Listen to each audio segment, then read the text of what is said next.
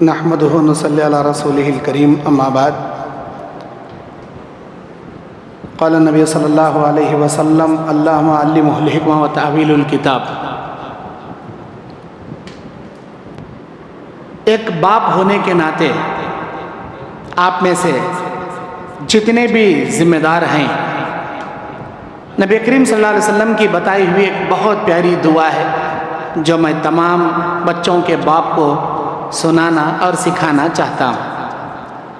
اللہ کے نبی فرماتے ہیں ثلاثۃ مستجاب الدعوات، تین قسم کے لوگ ایسے ہیں جن کی ہر دعا اللہ قبول کرتا ہے۔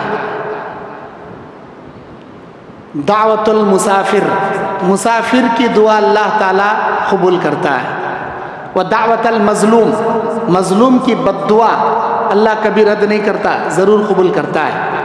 ودعوت الوالد علی ولدہ، اور ایک باپ کی دعا اپنے بچے کے حق میں اللہ ضرور قبول کرتا ہے، کبھی رد نہیں کرتا۔ ماں باپ کی دعاؤں میں باپ کی دعا بچے کے حق میں اللہ بہت جلدی قبول کرتا ہے، اور ہر دعا اللہ قبول کرتا ہے باپ کی دعا۔ جب بھی آپ کے بچے پیدا ہوں، 7ویں دن جب آپ اس کا عقیقہ کریں تو تحنیک کسی نیک متقی آدمی سے کرائیں۔ تحنیک، تحنیک کسے کہتے ہیں؟ تحنیک کرنا کہتے ہیں منہ میں کھجور کھانا، بچے کے منہ میں کھلانا، یا شہد کھا کے بچے کو چٹانا، اور اس بچے کا نام رکھنا، اور اس کے حق میں برکت کی دعا پڑھنا، اسے حدیث میں تحنیک کرنا کہتے ہیں۔ آپ اپنے بچوں کا تحنیک کسی ایسے نیک متقی انسان سے کرائیے جو حلال پرست ہو، حرام کھانے والا نہ ہو، بے نمازی نہ ہو، توحید پرست ہو، کیونکہ یہ جو بچپن میں بچوں کو جو تحنیک آپ کراتے ہیں، یہ دعا بچے کی پوری لائف چینج کر ڈالتی ہے۔ اللہ بہت اثر کرتا ہے، یہ دعا بہت اثردار رہتی دعا ہے۔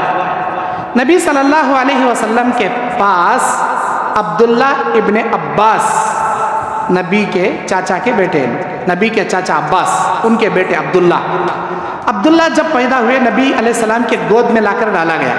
نبی صلی اللہ علیہ وسلم عبداللہ ابن عباس کی تحنیک کرتے ہیں، دعا پڑھ کر، برکت کی کھجور کھا کر ان کے منہ میں تالو، منہ کی تالو جو ہوتی ہے وہاں لگاتے ہیں اور برکت کی دعا پڑھتے ہیں ہاتھ رکھ کر۔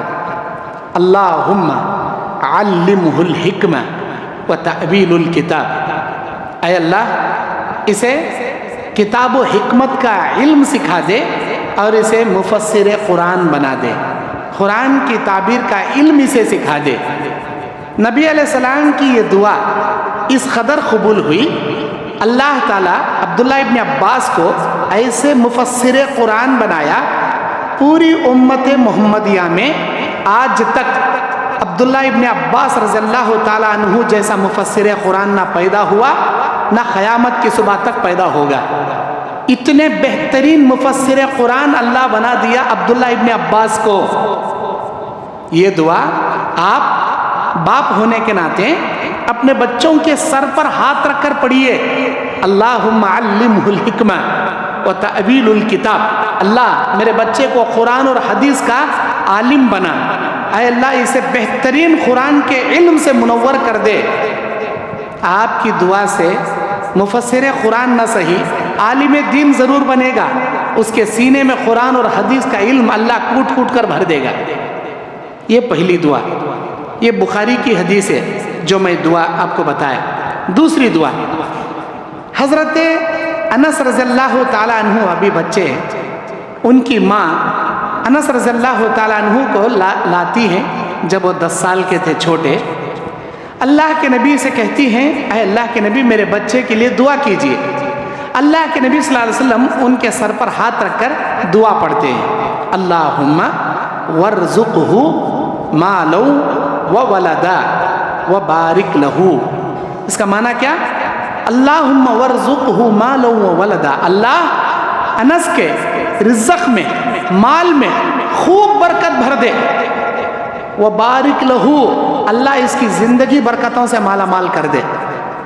یہ دعا پانے کے بعد انس رضی اللہ تعالیٰ عنہ اتنے بڑے مالدار، ان کی اولاد میں بھی اللہ برکت دے ڈالا، ان کے مال میں بھی اللہ برکت دیا۔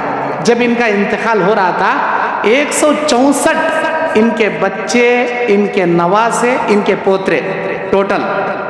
اور یہ انس کہتے ہیں سال میں مدینے کے باغوں میں کھجوروں کی ایک فصل نکلی تو میرے باغ میں 2 فصل اللہ نکالتا تھا، اور کئی بار میں دیکھتا تھا بادل کے ٹکڑے صرف میرے باغ پر آ کر برستے تھے۔ یہ برکت کی دعا، یہ بھی بخاری کی حدیث۔ میں نے شروع رمضان میں آپ کو زیرکس کا ایک پیپر تمام لوگوں کو بانٹنے لگایا تھا، اس میں سامنے چند دعائیں تھیں۔ شیطان نماز میں وسوسے ڈالا تو کیا پڑھنا؟ اعوذ باللہ من ھذہ الخنزب۔ اس کے اوپر چند دعائیں تھیں، اس میں یہ 2 دعائیں ہیں جو ابھی میں آپ کو بتایا۔ پیچھے اللہ کا دیدار حاصل کرنے والی دعا تھی۔ تو وہ بخاری کی جو دعائیں ہیں جو آپ کو پیپر میں نے شروع رمضان میں بانٹ دیا ہے، اپنے گھر میں جائیے، اسے پڑھیے، اپنے بچوں کے سر پر ہاتھ رکھ کر پڑھیے۔ باپ ہونے کے ناطے اللہ آپ کی دعا کبھی رد نہیں کرے گا، کبھی بھی رد نہیں کرے گا انشاءاللہ تعالی۔ اور اللہ تبارک و تعالی ماں باپ کی دعا بھی اتنا ہی جلدی سنتا ہے، اور ماں باپ کی بد دعا بھی اتنا ہی جلدی اللہ قبول کرتا ہے۔ اسی لیے ماں باپ کو چاہیے اپنے بچوں کے معاملات میں بد دعا کرنے میں آگے نہیں بڑھنا چاہیے۔ ہوتا یہ ہے ماں بولتی ہے میرے بچے جا کر بازار سے ترکاری لا، گوشت لا، میرے بچے دودھ لا، دہی لا، کچھ لا، بچہ نہیں سنتا، ماں کو غصہ آ جاتا، ماں کچھ بھی بد دعا کے کلمات بول دیتی، جا رہے تو ستیاناس ہو، جا رہے تو برباد ہو۔ کبھی بھی ماں باپ کو اپنے بچوں کے حق میں بد دعا کے کلمات استعمال نہیں کرنا چاہیے، ہرگز نہیں کرنا چاہیے، کیونکہ اگر آپ نے ان کو بد دعا کر دیا، وہ وقت جو آپ نے کہا دعاؤں کی قبولیت کا وقت ہے، اللہ آپ کی دعا قبول کر لے گا، اور آپ کی دعا سے آپ کا بچہ ہلاک اور برباد ہو جائے۔ شیخ عبد الرحمن السدیس امام حرم، 40 سال کے امام حرم، مسجد حرم کے متولی، سارے اماموں کے ائمہ، انہوں بولتی بچپن میں میرے گھر میں مہمان آئے تھے، گوشت کا سالنا ہمارا اماں بنی تھی، میں مٹھی لگ جا کو سالنے میں ڈال ڈالا تھا۔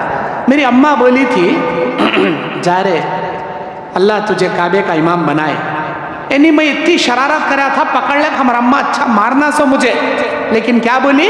چل نکل یہاں سے، اللہ تجھے کعبے کا امام بنائے۔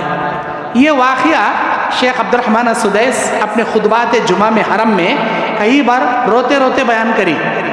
پتہ نہیں ہمارا اماں بچپن میں، ابھی میں 9 سال کا تھا، اتنی بڑی شرارت کرا تھا، وہ کون سے دعا کی قبولیت کا وقت تھا معلوم نہیں، ہمارا اماں ایسا بولی، مجھے اچھی طرح یاد ہے آج بھی وہ الفاظ۔ آج میں اگر کعبے کا امام ہوں تو صرف میری ماں کی دعا کا نتیجہ۔